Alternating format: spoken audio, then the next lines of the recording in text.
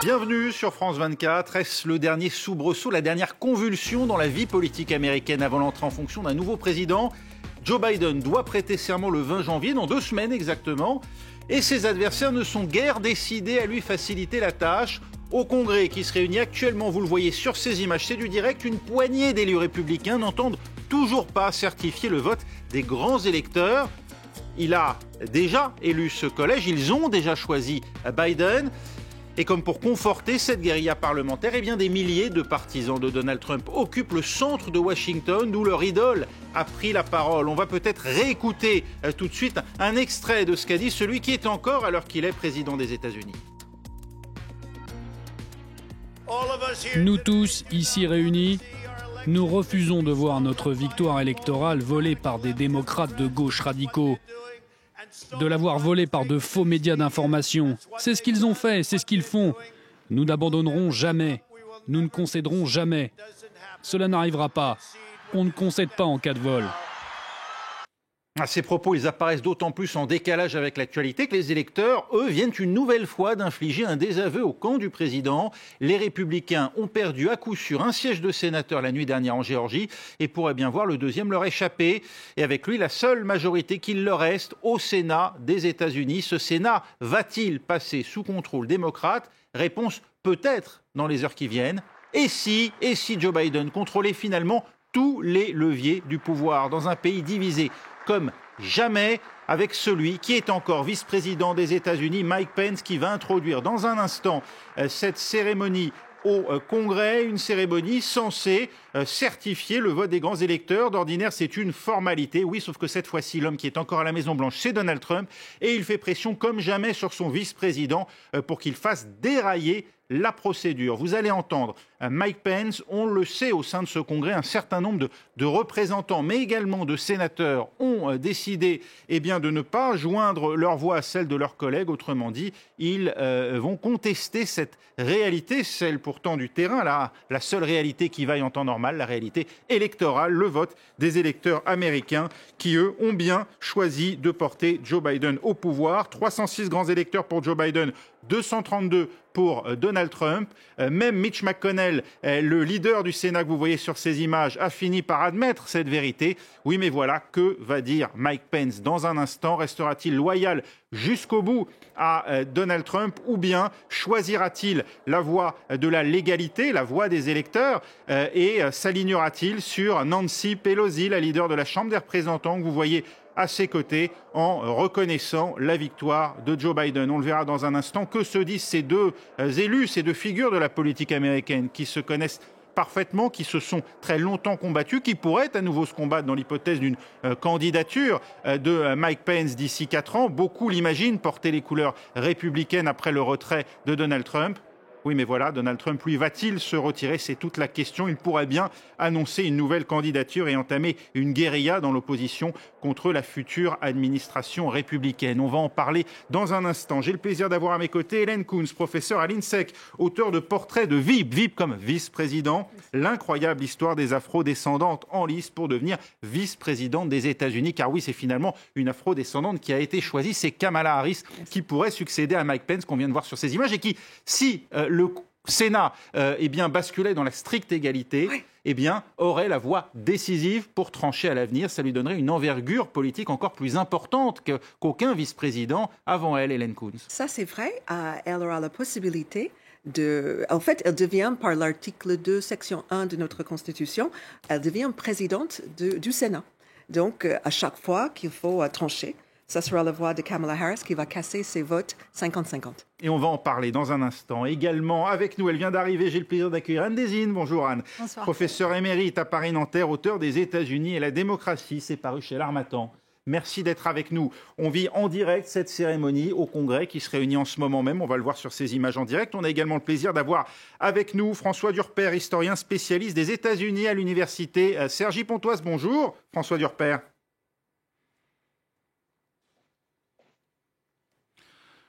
John Rick MacArthur est également avec nous, directeur du Harper's Magazine, avec nous depuis New York. Et puis, bien sûr, pour France 24, c'est Mathieu Mabin qui suit pour nous ces débats à Washington. Mathieu, c'est la tension dans les rues de la capitale américaine avec tous les militants, tous ces militants en tout cas venus faire pression sur les parlementaires qu'on voit se réunir en ce moment même. Oui, absolument. Le dernier carré des supporters de Donald Trump est donc rassemblé autour du président en exercice pour dire non à la certification par le Congrès de la victoire de Joe Biden. Cet exercice démocratique américain que vous voyez se dérouler sous vos yeux en ce moment.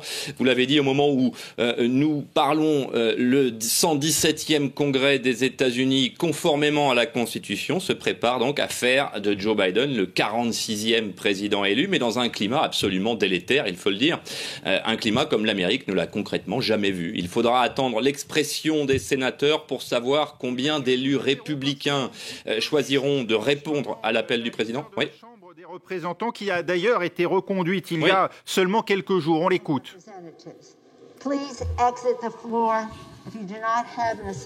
Veuillez quitter la salle en utilisant votre propre couloir. Vous pouvez bien évidemment avancer. Toutefois, vous ne pouvez pas vous regrouper.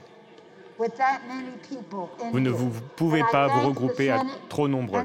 Je tiens à remercier le Sénat, les démocrates et les républicains de respecter ces règles. La séance est ouverte.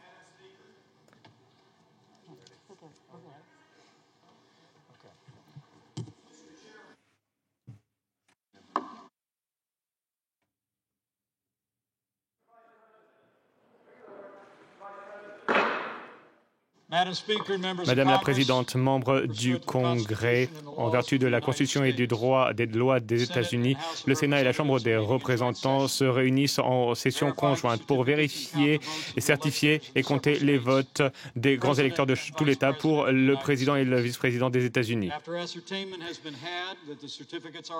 Les votes sont certifiés une fois comptabilisés.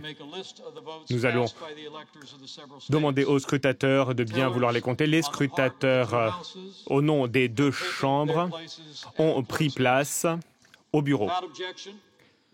En l'absence d'objection, les scrutateurs vont faire la lecture des premières portions du certificat. Après avoir affirmé que le certificat est authentique et correct, les scrutateurs annonceront les votes en commençant par l'Alabama. Nous allons demander aux voix de l'Alabama d'être exprimées.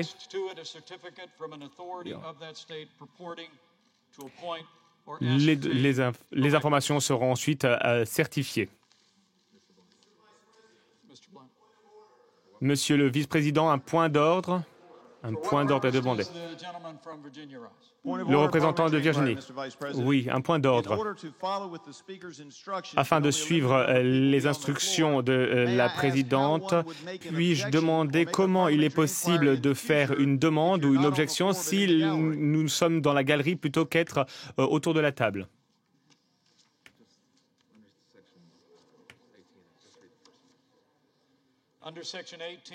Section 18 du Code des États-Unis, le débat n'est pas permis lors d'une session conjointe.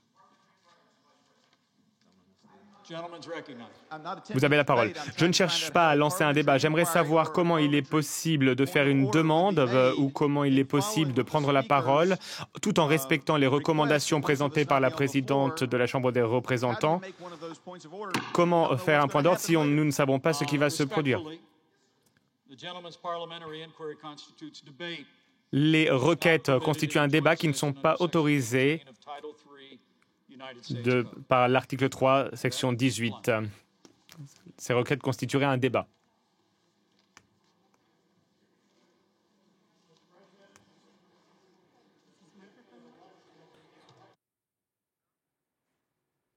Voilà, Anne Désine, ce qu'on vient d'observer, c'est la première obstruction peut-être d'une longue série dans ce processus. Oui, ça va être terriblement procédural. D'habitude, c'est une formalité, mais là, les 140 représentants qui ont fait objection, qui veulent bloquer la certification, et les un petit peu plus de 12 sénateurs, vont essayer effectivement de faire durer les choses. Et de toute façon, chaque objection va prendre au moins 2 heures, puisque la règle, ce fameux US Code 18, dit que si quelqu'un élève une objection, Les chambres se séparent, donc les sénateurs partent d'un côté, les représentants d'un autre. Ils débattent, là ils ont le droit de débattre pendant 2 heures, et à l'issue de ces 2 heures de discussion, ils votent. Et ils reviennent. Et donc on peut penser qu'un autre va contester un autre État. De rebelote, ils se séparent, 2 heures, etc.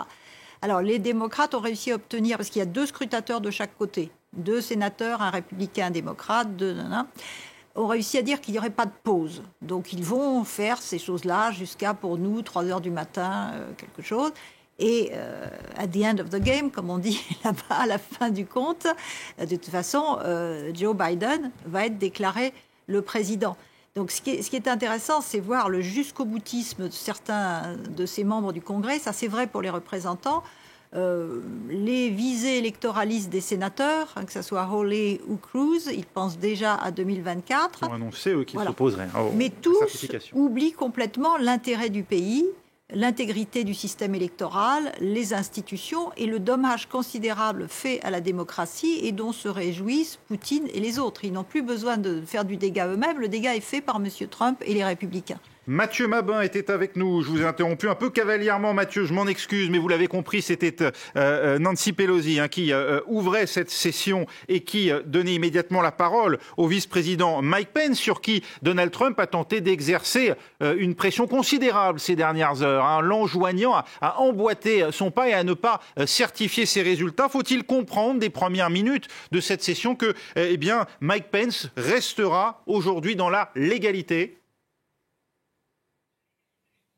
Oui, il faudra attendre l'expression des sénateurs pour savoir combien d'élus républicains choisiront de répondre à l'appel du président en exercice, refusant la certification. Mais on risque d'assister concrètement à une brèche dans la démocratie américaine. C'est ce que vous disiez à l'instant sur votre plateau. Ici, les éditorialistes parlent de cynisme politique. Mais ce qui est certain, c'est que les élus républicains du Sénat sont soumis à une forte pression. L'entourage du président, à commencer par son fils, jurait ces dernières heures que tout serait mis en œuvre pour détruire la carrière politique, je cite, des élus qui ne soutiendraient pas le président. Une capacité de nuisance bien réelle, on l'aura compris, de la part de Donald Trump, et une pression forte dans toute l'Amérique conservatrice. Rappelons qu'une part significative des électeurs républicains ne vote pas pour le parti, mais bel et bien pour le candidat Trump, ce dont le discours fait mouche sur les électeurs des campagnes et du centre des États-Unis notamment. Au centre de cette polémique, on trouve effectivement Mike Pence, le fidèle parmi les fidèles, celui qui n'a jamais concrètement tourné le dos à Donald Trump, alors qu'il a très souvent été mis dans des situations compliquées. On se souvient notamment, il y a quelques mois, lorsqu'il a été désigné pour mener la Task Force Covid-19, il devait gérer les exubérances de Donald Trump, les déclarations inattendues.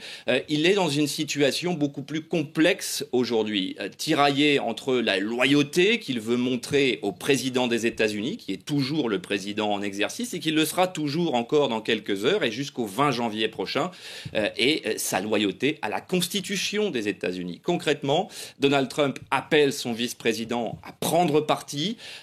La Constitution ne lui en donne tout simplement pas le pouvoir. Merci Mathieu Mabin. Également avec nous, je le disais, John Rick MacArthur, directeur du Harper's Magazine depuis New York. John Rick MacArthur, Mike Pence va-t-il devenir l'un de ces républicains faibles qu'évoquait à l'instant Donald Trump en haranguant la foule de ses supporters à Washington et en désignant ceux des sénateurs et des représentants qui s'apprêtent à voter la certification de ces résultats? C'est douteux. Je peux pas prévoir sa conduite, bien évidemment. Je ne sais pas ce qu'il pense tactiquement. Mais si j'étais Pence et je voulais me présenter en tant que candidat en 2024, je serais sage et je respecterais les réglementations du Sénat et du Congrès. Parce que finalement, et normalement, ce sont les barons du Parti républicain qui choisissent ou qui font la désignation des candidats sérieux. Trump, c'est une erreur historique selon les républicains ordinaires, réguliers. Donc, Pence doit beaucoup de sa fidélité à Mitch McConnell, qui est en ce moment menacé par Trump. il y a en ce moment une lutte en cours pour le pouvoir au Parti républicain entre Trump et McConnell. Et il va bien falloir que Pence tranche, et je pense qu'il va trancher du côté finalement institutionnel avec McConnell. On va repartir, avant d'aller voir François Durper, on va repartir tout de suite à Washington, voir ce qui est en train de se passer en ce moment même au Congrès, ou sur cet État très disputé, celui de l'Arizona, qui avait été remporté par Joe Biden. Eh bien, les sénateurs et les représentants républicains, cette poignée d'élus, font entendre leur voix. Vous le voyez, nouvelle obstruction, puisque ils s'opposent à l'attribution de ces 11 grands électeurs de l'Arizona au profit de Mike Pence. Hélène Kuntz. On m'a dit tout à l'heure, ça peut finir dans la petite nuit. On est au A. Ça va jusqu'au Wyoming quand même. Donc, je pense que ce n'est pas que la nuit qui sera longue, ça risque de durer plusieurs jours. Alors, les 50 États ne seront pas contestés, rassurez-nous. Ah ben si. On a commencé avec Alabama, on est déjà Arizona et Wyoming. Voilà, on parle des swing states quand même, parmi les États qui sont vraiment aujourd'hui, dont les résultats sont contestés par les élus républicains. 7 fois où ça coince. Oui, 7 États, donc pas les 50 quand même. On part pas pour 50 obstructions. Pas ceux qui sont gagnés par les républicains. Oui, alors en tout cas, voilà, ceux qui sont acquis aux républicains, on imagine que ceux-là ne les contesteront pas. Mais quand on se souvient de la carte électorale, c'est quand même très, très rouge, malgré tout. Donc il y a beaucoup d'États rouges. Alors, moi, j'ai quand même une autre lecture de la situation. Et on va aller voir François Durper dans un instant. Très bien. Qui nous attend, on l'imagine. J'entends bien. Je pense que peut-être les démocrates vont sortir leur épingle du jeu, que l'on coince les républicains sur cette affaire de collège électoral, qui ne favorise que eux. Ça ne marche que dans leur sens à chaque fois. Très bien. Et il y a débat, il y a discussion dans la société sur le collège électoral. C'est pas juste, c'est pas représentatif, c'est le vote indirect, etc. Très bien. Ça sera le moment qu'on prend le vote, comment? Direct, le suffrage universel. Eh oui, 80 millions contre 76 millions. Vous pensez qu'ils arriveront à un changement aussi radical? Là, on part vraiment dans des réformes de fond aux États-Unis. François Durper, Mike Pence, là, il est entre le marteau et l'enclume en ce moment. Qu'est-ce qu'il doit penser, d'après vous? Quelle est sa stratégie au vice-président? Ça a déjà été un petit, c'est difficile d'être dans son cerveau, mais Mike Pence, il va probablement aller dans le sens de l'histoire. Et le sens de l'histoire, c'est le sens d'un parti républicain qui est en train de lâcher Donald Trump. Là, on est en train de commenter sur France 24 en direct ce que disait Anne Désine tout à l'heure, une procédure formelle. Ce qui devrait être une procédure formelle et qui devient un événement politique mondialisé. Et pour quelle raison? Parce que Donald Trump refuse la défaite. Et ça touche deux choses. Ça touche la question de la démocratie. La démocratie, elle repose sur les bons perdants. Et dans l'histoire américaine, il y a eu beaucoup de bons perdants. On peut les citer. Al Gore, John McCain et bien d'autres. Et puis, la question de la vérité. Et ça, c'est déterminant.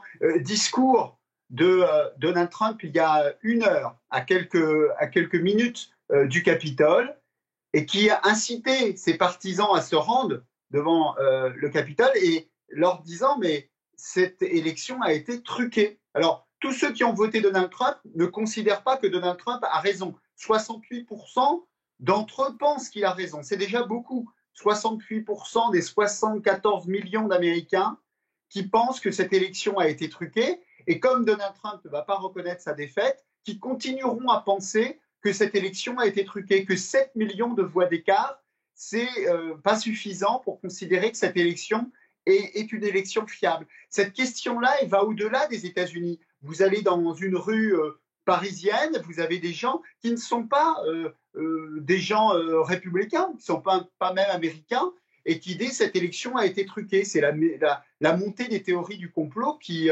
ne touche pas évidemment que l'élection américaine. Alors pourquoi je parlais de lâchage du Parti républicain?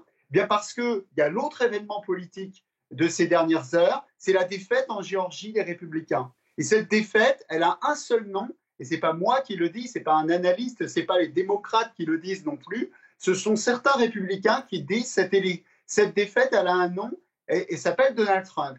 Un exemple, lundi, Donald Trump s'exprime en Géorgie normalement pour défendre les candidats républicains, et il ne parle que des griefs politiques, que de sa défaite, et effet de cela, un mouvement de boycott dans l'État de Géorgie de cette élection qui fait que beaucoup de républicains ne se sont pas déplacés et qui fait la victoire électorale des démocrates. Donc beaucoup de républicains aujourd'hui se disent, eh bien, ce président d'un seul mandat, il a fait des dégâts à l'intérieur de notre parti, il ne faut pas qu'il continue à faire des dégâts dans les années à venir. La Géorgie dont vous revenez, vous Mathieu Mabin, vous y étiez justement pour France 24, c'est un basculement historique qui vient de s'opérer et qui est en train encore, à l'heure où nous parlons, peut-être de s'opérer là-bas.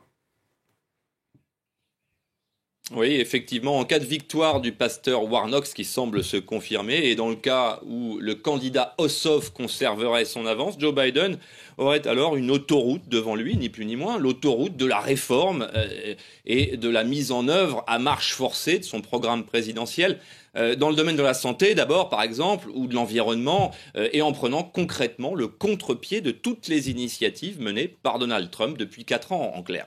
Un cauchemar pour les républicains, évidemment, et surtout pour Donald Trump, et un contexte qui modifierait en profondeur l'échiquier politique américain, au point de fragiliser le parti républicain, qui jusqu'à présent offrait plutôt un front uni. Alors, un parti républicain privé du Sénat a beaucoup moins besoin de Donald Trump, notamment, et l'influence que le président sortant souhaitait conserver au cours des 4 prochaines années risque de s'étioler jusqu'à conduire à une transition à l'intérieur du parti. On l'évoquait à l'instant.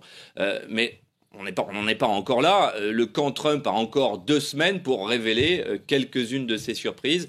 Et le président Trump semble ne pas avoir l'intention de lâcher l'affaire avant l'ultime moment, le 20 janvier prochain.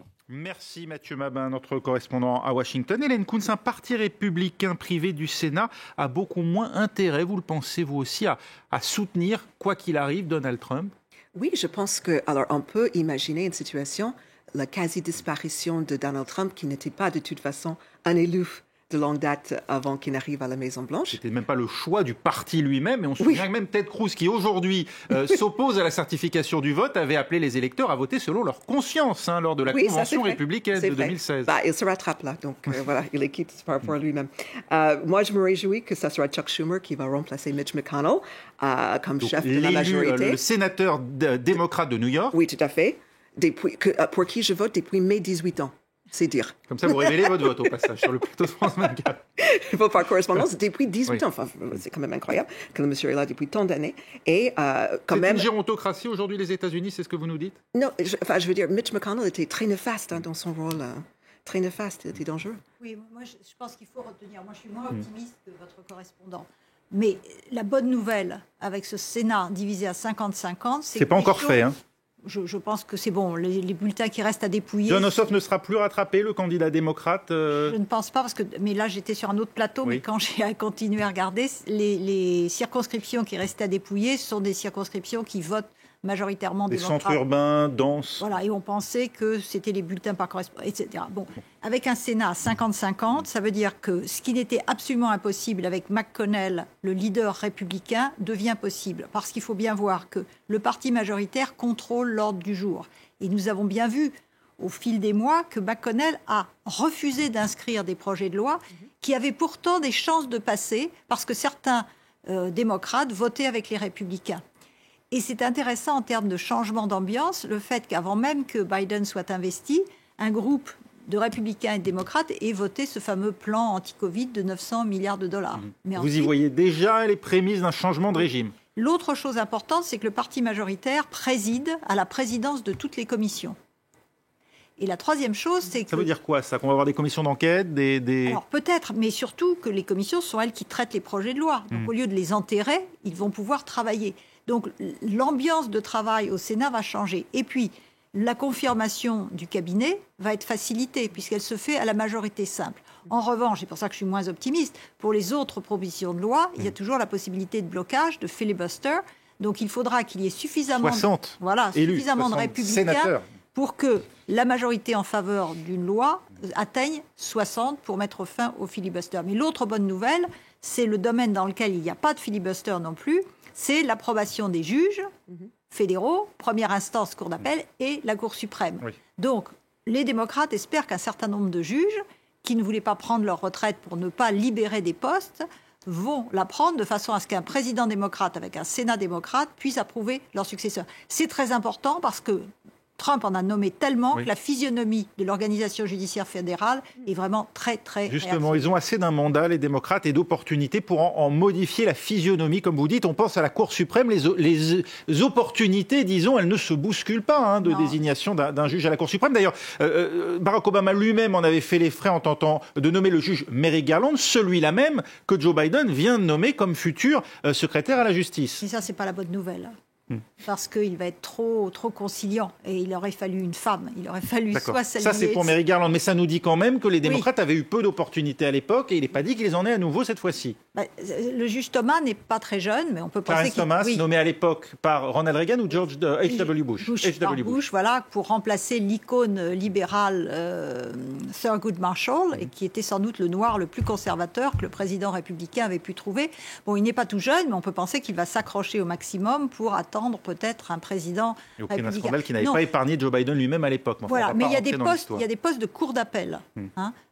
Trump a nommé 50 juges de cour d'appel, ça bouge un petit peu, et il a changé la physionomie. Or, ces cours d'appel, ce sont, dans 99,9% des cas, les juges de dernier ressort, puisque la Cour suprême ne prend que 70 affaires par an. Donc c'est très très important le boulot qui peut être fait au niveau des cours d'appel. Alors on allait très très très loin là avec vous, Anne Désine, parce qu'on s'est déjà projeté dans l'hypothèse d'un Sénat qui aurait basculé, ce qui n'est pas encore fait.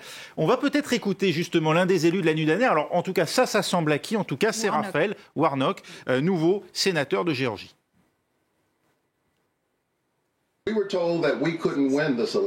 On nous a dit qu'on ne gagnerait pas cette élection.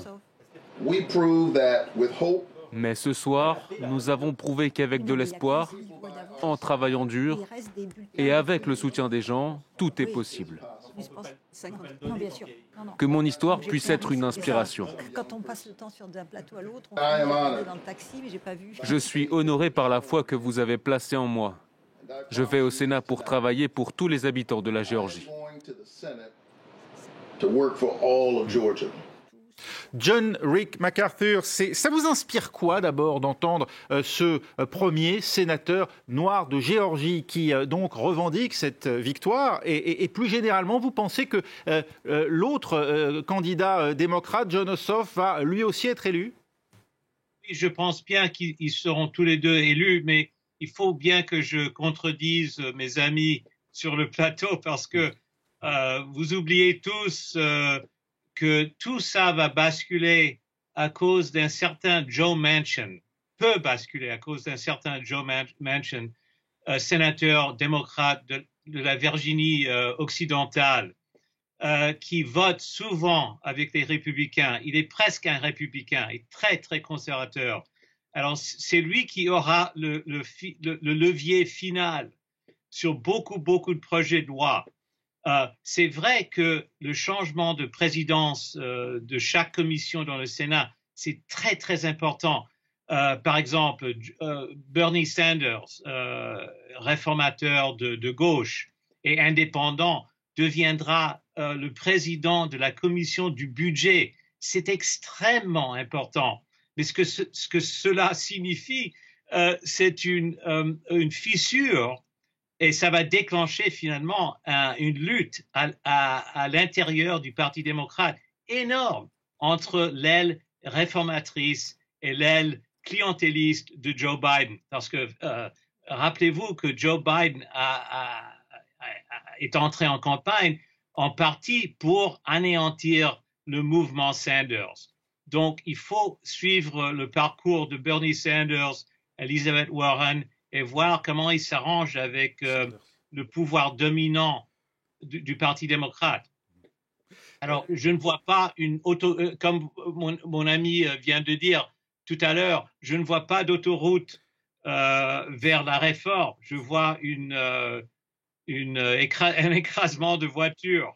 C'était notre correspondant Mathieu Mabin, et c'est vrai qu'il faut bien le dire ici sur le plateau, on ne partageait pas forcément cet enthousiasme. François Durper, vous en pensez quoi, vous, de ce Sénat? Il va basculer grâce à la voix de la vice-présidente Kamala Harris du côté démocrate. D'ailleurs, qu'est-ce que ça nous dit du futur pouvoir de Kamala Harris? Pas simplement vice-présidente, mais celle qui fera pencher la balance également au Sénat, si d'aventure, effectivement, ces 2 victoires sont confirmées. Je suis tout à fait d'accord avec ce qu'il vient de dire, donc je ne vote pas Mathieu Baba pour ce coup-là. Je trouve que de toute façon, cette élection en Géorgie, c'est une élection qui se passe aux États-Unis, donc c'est pas soit c'est républicain et Joe Biden ne peut rien faire, soit c'est démocrate et Joe Biden va faire le Green New Deal. C'est pas ça du tout. On est aux États-Unis, donc comme ça vient d'être bien expliqué, et puis précédemment par Anne Dezin, c'est les centristes de toute façon qui ont gagné. Dans un cas comme dans l'autre, les centristes ont gagné. C'est-à-dire que cette élection, elle nous montre que Joe Biden, de toute façon, il va devoir créer des majorités. Alors Anne Dezin a expliqué tout ce que ça présente comme avantage, mais de toute façon, il va devoir mener une politique plus centriste et toujours essayer de construire cette majorité. Mais je profite aussi pour dire un mot. On m'a parlé de la Géorgie, évidemment. Il y avait des enjeux nationaux très importants en Géorgie, mais il y a quand même des enjeux locaux importants, évidemment pour le gouverneur à l'élection de 2022, Stacey Abrams, mais également que dit la victoire de Raphaël Warnock, parce que vous l'avez dit, le Sénat, on regarde souvent des séries américaines et on a l'impression que la politique américaine, elle se renouvelle, elle est diverse, il y a des femmes, il y a des gens issus de toutes les minorités. Pas au Sénat. Le Sénat reste un cénacle d'hommes blancs, en grande partie. C'est uniquement le 8e afro-américain, Raphaël Warnock, à rentrer au Sénat, le 2e issu du Sud. Et sa victoire, elle représente quoi? Elle représente la victoire, 2 victoires finalement. La réunion du Vieux Sud, c'est Raphaël Warnock, un pasteur, donc il est 51 ans, il a vécu dans les quartiers difficiles de Savannah, et c'est le chef de la congrégation qui était la congrégation de Martin Luther King. Son papa inscrivait les Afro-Américains sur les listes électorales. Il faut rappeler qu'il y a 55 ans, la plupart des Afro-Américains en Géorgie ne votaient pas. Et c'est aussi la victoire du Nouveau Sud. Le Nouveau Sud, c'est-à-dire cette Géorgie où on a des milliers de New-Yorkais qui s'installent tous les ans. On a aussi beaucoup de migrants qui viennent du monde entier. On a aussi le tout Hollywood qui vient s'installer en Géorgie. Et sa victoire, ce n'est pas uniquement la victoire des Afro-Américains, parce que les Afro-Américains, c'est 1/3 du corps électoral en Géorgie. Et donc, c'est aussi la victoire de tout cela. C'est la victoire d'un élargissement électoral à toutes ses composantes. Aux électeurs ruraux, il a fait en quelque sorte un petit peu ce qu'a voulu faire Donald Trump à l'inverse. Donald Trump a dit « Moi, je vais aller chercher des voix d'Afro-Américains, vous allez voir. » Lui a dit « Mais je vais aller chercher des voix dans les comtés ruraux de mon État. » Et évidemment, en s'appuyant aussi sur ce tiers de l'électorat qui est afro-américain, qui s'est fortement mobilisé pour lui, évidemment. Mais c'est une victoire qui est historique, c'est une victoire qui est marquante pour l'État de la Géorgie, pour les États-Unis.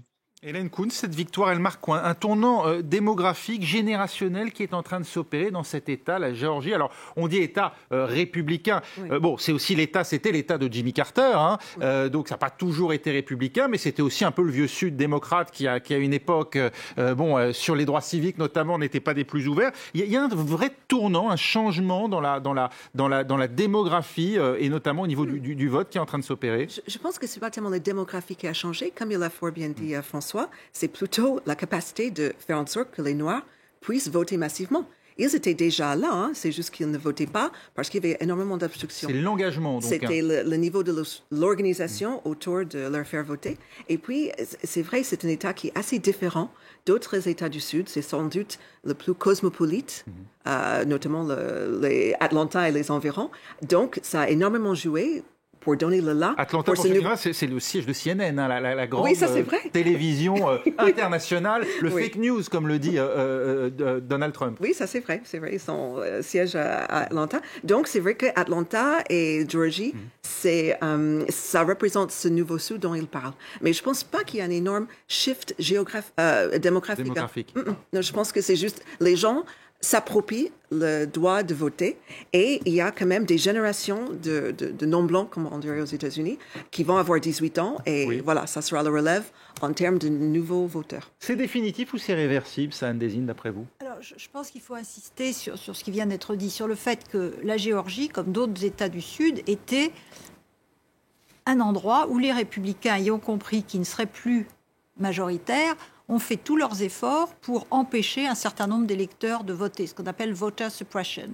Et au fil des années, ce sont eux qui ont ajouté une carte d'identité difficile à obtenir, qui ont réduit les plages de vote anticipé, qui ont rendu l'inscription sur les listes électorales très compliquée, etc. Et je pense qu'un facteur très important, c'est le rôle de Stacey Abrams, celle qui était candidate au poste de gouverneur en 2018, qui, au lieu de sombrer dans le ressentiment, comme dit Cynthia Fleury, a décidé de continuer ce qu'elle faisait, mais en multipliant ses actions, collecter de l'argent, le donner aux associations et inscrire le maximum de gens sur les listes électorales, les inciter à voter et répéter tous les jours « votre voix compte, votre voix compte », le slogan qu'a repris Biden quand il est allé faire son discours lundi soir. Et donc, ces gens qui étaient là et qui soit ont été empêchés de voter, soit se disaient « ça ne vaut pas la peine », se sont déplacés en masse. Vous avez vu les chiffres. Les chiffres sont supérieurs à la présidentielle de 2016 en termes de participation de ces populations. Un petit peu inférieurs à la présidentielle de 2020, mais dans certains comtés, il y a davantage de ces populations qui sont déplacées pour des sénatoriales, c'est ahurissant, alors que la participation est très belle, plus que pour l'élection présidentielle. Donc c'est tout ceci qui bouge. C'est cette logistique mise en place par Stacey Abrams qui a permis au Parti démocrate de changer la donne en sa faveur. John Wick MacArthur, est-ce que ça s'inscrit dans l'avenir? Est-ce que cet État, on peut le considérer désormais qu'il va basculer durablement, encore une fois, du fait de sa sociologie, dans le camp démocrate ou absolument pas? Ça dépend des enjeux dans chaque élection, mais il faut vraiment faire des compliments pour Stacey Abrams, parce qu'elle a vraiment changé la donne. C'est vrai ce que vous venez de dire. Et on a même fait un article dans Harper's au sujet de Stacey Abrams en parlant justement de ça. Si cette genre de réforme électorale pourrait se reproduire dans, par exemple, le Texas, où c'est possible, Biden n'était pas loin de la victoire au Texas. Il y a eu un changement énorme dans la carte électorale au Texas. Ça pourrait changer la politique nationale des États-Unis. Mais il faudrait d'abord que le Parti démocrate permette aux réformateurs, à l'aile réformatrice, d'exercer ses muscles et de se présenter. Parce que souvent, dans les élections, dans les scrutins locaux, c'est le parti régulier qui supprime l'enthousiasme et la participation des électeurs plus à gauche, plus noirs, latinos, etc. Les frondistes, disons, les frondeurs. Et il y a une fronde démocrate nationale maintenant, organisée par Bernie Sanders et son organisation qui s'appelle Notre Révolution. Et Notre Révolution cible le pouvoir très centralisé du Parti démocrate national. Alors c'est pour ça que je reviens à mon thème au sujet de la lutte entre Biden, les forces centristes de Biden et les forces réformatrices de, disons, Sanders-Warren. C'est clé. Alors, c'est tout le débat, justement, François Durper. Est-ce que l'avenir du Parti démocrate, c'est d'écouter davantage sa frange peut-être la plus libérale, la plus à gauche aujourd'hui, la plus progressiste, incarnée notamment par celle qu'on appelle The Squad, notamment l'élu Alexandria Ocasio-Cortez à New York, ou au contraire de se tourner vers ces franges plus centristes. Et c'est le cas notamment d'un certain nombre d'élus de ces États du Sud, y compris ceux qui parlent aujourd'hui à celles qu'on appelle encore les minorités, notamment afro-américaines. Oui, tout à fait. L'analyse est très forte d'un parti démocrate qui va être tiraillé entre son choix institutionnel et cette volonté eh bien, de faire passer des lois au Congrès, quelle que soit la majorité du Sénat. Donc c'est elle plutôt centriste et sa voix plus activiste qui a fait sa victoire. Parce que c'est quand même considérable. Le nombre de gens qui ont voté pour Joe Biden est considérable. Et ces gens sont issus des combats intersectionnels contre le sexisme, contre le racisme, pour plus d'écologie, contre les violences policières, qui est à la fois transgénérationnel, mais beaucoup de jeunes se sont mobilisés, beaucoup d'inscriptions sur les listes électorales. Vous avez parlé de Stacey Abrams en Géorgie, mais dans beaucoup d'États, il y a eu des inscriptions sur les listes électorales et le rôle de Black Lives Matter a été important. Ce mouvement antiraciste qui s'est dit on ne va pas rester dans l'activisme, mais on va essayer de faire que le Parti démocrate nous écoute et que ces gens qui vont être élus sous la bannière démocrate se sentent finalement devoir nous rendre quelque chose après leur élection.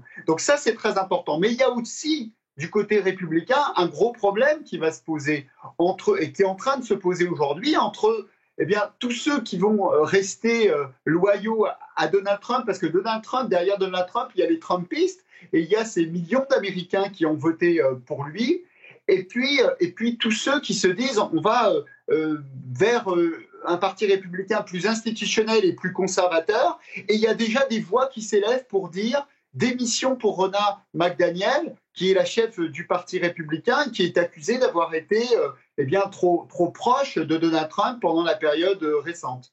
Alors justement, on le voit, c'est milliers de manifestants qui contestent les débats qui se déroulent actuellement au Congrès, où je vous le dis, on a suspendu donc pour l'heure la certification d'un État, l'Arizona, qui est en cours de débat. D'ailleurs, le leader républicain au Sénat, Mitch McConnell, lui s'oppose à ces pratiques d'obstruction. Il le dit, si nous ne respectons pas le vote des électeurs, si nous passons outre, nous allons causer un dommage irréparable à la République américaine. Ce sont des paroles qui sont forte. Hélène Kounce, vous voulez saluer de la part de Mitch McConnell qui a longtemps soutenu, y compris après le 3 novembre, Donald Trump, qui a mis du temps avant d'admettre la victoire de Joe Biden. Et puis, jusqu'où ira Donald Trump? Quelle part du Parti républicain peut-il continuer à attirer derrière lui, à emmener avec lui dans cette fronde, cette opposition irrésolue? Oui, mais moi, je suis admirative de voir à combien qui est quand même le rempart de Donald Trump, qui a protégé la Constitution et non pas un homme. Même Brian Kemp, le gouverneur de Géorgie, tous ces juges, c'est 60 fois. Joe Biden n'a pas gagné une fois. Il a gagné 60 fois. 60 fois, il fallait légiférer. Non, je conteste. Désolé, vous n'avez pas les pièces. Non, je conteste, vous n'avez pas les pièces. Tous les recours de Donald Trump ont échoué. Et face à quel juge, comme Andy a dit, les juges qu'il a lui-même nommés. Donc, ça prouve quand même, jusqu'à la Cour suprême, 6-3, il pensait qu'il avait ces juges-là dans la poche. Pas du tout. Pas du tout. Donc, j'étais quand même très réconfortée de voir ces résultats-là, même si c'était douloureux de voir le pays... Par la démocratie américaine, inquiète aussi de voir jusqu'où Donald Trump peut aller, ou d'après vous, c'est un homme isolé aujourd'hui? Il est de plus en plus isolé. Enfin, je veux dire, s'il n'a pas Mitch McConnell avec lui là, sur ce coup-là. Et vous voyez, les manifestants, c'est mignon, mais c'est à peine quelques milliers de personnes. C'est ce que vous pensez aujourd'hui? C'est à peine quelques milliers de personnes, Anne Désine. Il n'a plus Bill Barr non plus, son ministre de la Justice, qui aussi l'a suivi presque jusqu'au bout. Oui. Bon, moi, j'avais eu peur de violence. J'ai été très contente de voir que j'avais craint à tort. Ça, c'est la dernière fois où il peut y avoir une explosion de violence. C'est vrai que jusqu'ici, ces partisans, qui sont pourtant tellement fidèles, qui ressemblent plus aux membres d'une secte que d'un parti politique, n'ont pas versé dans la violence. Mais je pense que le risque est réel, parce que ce n'est pas une coïncidence si plusieurs anciens ministres de la Défense ont signé un éditorial commun dans, je ne sais plus si c'est le Washington Post ou le New York Times, disant le rôle des militaires, ce n'est pas de se mêler des élections, parce qu'avec le limogeage de son ministre de la Défense et son remplacement par un potiche extrêmement loyal, c'est-à-dire un béni oui-oui, il y avait le risque, parmi les gens de carrière au ministère de la Défense, que Trump demande à ses loyaux de faire ce qui serait des violations totales de la Constitution et puis des normes non écrites, que les militaires ne s'ingèrent pas dans la politique, etc. etc. Donc il y a des craintes réelles. Bon, avec un petit peu de chance, tout va bien se passer. Il y a aussi quand même Michael Flynn qui lui susurre dans l'oreille. Et pourquoi on ne... Et qui l'a gracié d'ailleurs. Oui, qui l'a gracié, qui lui dit allez, la loi martiale avec la loi martiale. C'est-à-dire que si ces manifestations dérapaient, bon, la maire de Washington a mobilisé tous ses policiers, plus un peu de garde nationale. Mais si cela devait déraper, c'est un alibi parfait pour Donald Trump pour dire elle n'est pas capable de maintenir l'ordre, donc j'envoie les militaires. Et c'est à cet égard que c'est intéressant de voir que sans doute les militaires n'obéiraient pas. Johnny McArthur, vous croyez-vous au risque d'un dérapage dans les 14 jours maintenant qui nous séparent de l'entrée en fonction de Joe Biden? Pas vraiment, parce que moi, je craignais également, et à tort, beaucoup de violence qui n'a pas eu lieu. Et finalement, je pense que tout ce que Trump fait en ce moment, c'est du théâtre pour se présenter en tant que nouvelle vedette du Parti républicain ou de la télévision après son départ. Est-ce que, si je peux revenir aux enjeux, aux véritables enjeux de l'élection, ce sont des enjeux économiques, sont pas des enjeux sociaux. Oui, tout le monde est antisexiste, antiraciste. Maintenant, on est tous antiracistes, mais on est toujours complètement divisé entre riches et pauvres. Et on verra si Biden va trancher du côté de Wall Street.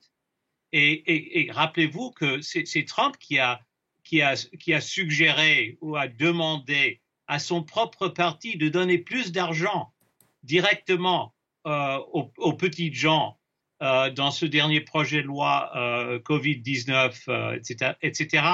Et c'est Bernie Sanders qui s'est allié avec Trump. Et le Parti démocrate, en majorité, a opposé les manœuvres de Sanders pour obliger McConnell de voter sur la question de $2,000 versus $600 à chacun. Donc, simplement, je veux souligner que les enjeux sont économiques maintenant. Et on peut pas se cacher derrière le soutien d'égalité, etc. Il faut vraiment que le pays cible et qu'on aborde les grandes questions économiques et d'inégalité. François Durper, il y a un risque de voir Joe Biden ne pas parvenir justement à satisfaire ces attentes-là et essuyer dans 2 ans, lors des élections de mi-mandat, une défaite qui verrait le retour au premier plan du Parti républicain, voire même de l'aile trumpiste du Parti républicain?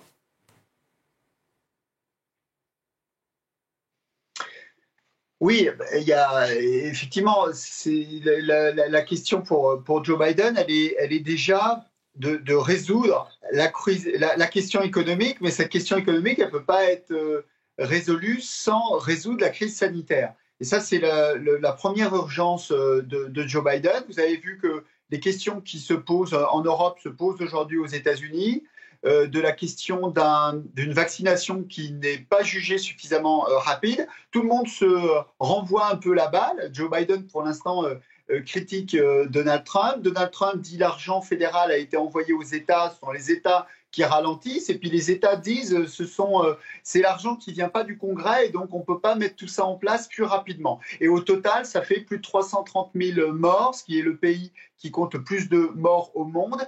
Et en moins de 2 mois, on est passé de 10 millions de cas à 20 millions de cas, et c'est la première puissance du monde. On l'a vu de la grippe espagnole en 1918-1919. L'historien vous dira qu'on a pu véritablement faire redémarrer l'économie quand on est sorti de la crise sanitaire et pas avant. Et ça, c'est le choix qui a été fait par Joe Biden. C'est aussi cela que les Américains ont tranché Alors, il a dans son arsenal politique la question des 100 jours. Vous savez, aux États-Unis, depuis Roosevelt, il y a cette fameuse question des 100 jours d'un président. Et donc, Joe Biden a dit, j'ai 100 jours. 100 jours pour que vous portiez les masques, 100 jours pour fédéraliser le combat, 100 jours pour vacciner. 100 jours, ça nous amène très rapidement à avril. Et ça ne sera pas facile parce qu'il y a des États qui ne sont pas d'accord avec la politique de Joe Biden. Et comme la Californie était un adversaire étatique du Washington de Donald Trump, eh bien, certains États, comme le Texas, évidemment, ne manqueront pas d'être des adversaires sur ce terrain-là de Joe Biden dans sa politique sanitaire et dans ses velléités économiques. Allez, on peut rêver peut-être. Je vous propose d'écouter ce que vient de dire il y a quelques instants, c'est Mitch McConnell, jusque-là l'un des plus farouches adversaires des démocrates et de Joe Biden, le chef de la majorité républicaine au Sénat, peut-être plus pour très longtemps d'ailleurs, majorité républicaine, qui dit refuser la victoire de Joe Biden plongerait la démocratie américaine dans une spirale mortelle. On peut espérer, Hélène Kuntz, surtout en entendant ce que vient de dire à l'instant François Durper, que peut-être demain, on retrouve un semblant d'unité dans la classe politique américaine face à cette crise du coronavirus et qu'effectivement, dans ces 100 premiers jours, eh bien, les gouverneurs, notamment des États républicains, unissent leurs voix à ceux de la nouvelle majorité pour tenter de faire face à cette crise à la fois sanitaire et économique. Oui, je suis inquiète de ça parce que très tôt, et je me souviens tout au début de la crise sanitaire, on disait si vous portez un masque, vous êtes un démocrate. Et si vous ne portez pas de masque, vous êtes un patriote. Et ça sera difficile de revenir sur ça, malheureusement. On sait aussi, Anne-Désine. Le masque est devenu un outil politique. Biden a répété à plusieurs reprises que ça ne devrait pas être cela. Mais je pense que ce qu'il peut réussir à obtenir, parce que c'est suffisamment consensuel, c'est un peu d'argent envoyé aux États pour aider à la distribution du vaccin. Parce qu'effectivement, le pouvoir fédéral a envoyé les vaccins. Puis ils sont posés là et après, débrouillez-vous. Et sous le leadership de McConnell, il y a eu ce blocage terrible. Il n'est pas question de voter des subsides pour les États parce que les États démocrates sont en faillite, parce qu'ils sont mal gérés, etc. Donc on peut imaginer des fonds qui seraient des fonds dédiés pour la mise en œuvre d'un programme. Et à ce moment-là, même des États républicains seraient peut-être contents de recevoir un peu d'argent pour aider à lutter contre la pandémie. Le coronavirus aura au moins eu une utilité, si c'est le cas. Ça reste à prouver en tout cas. La procédure de certification de la victoire de Joe Biden se poursuit au Congrès des États-Unis, divisé comme jamais. Merci à vous d'avoir été avec nous, Anne-Désine. Merci également à Hélène Kuntz, à François Durper et à John Wick MacArthur qui est avec nous en direct de New York, ainsi qu'à Mathieu Mabin, notre correspondant depuis Washington. Restez avec nous, prochain journal dans 9 minutes sur France 24.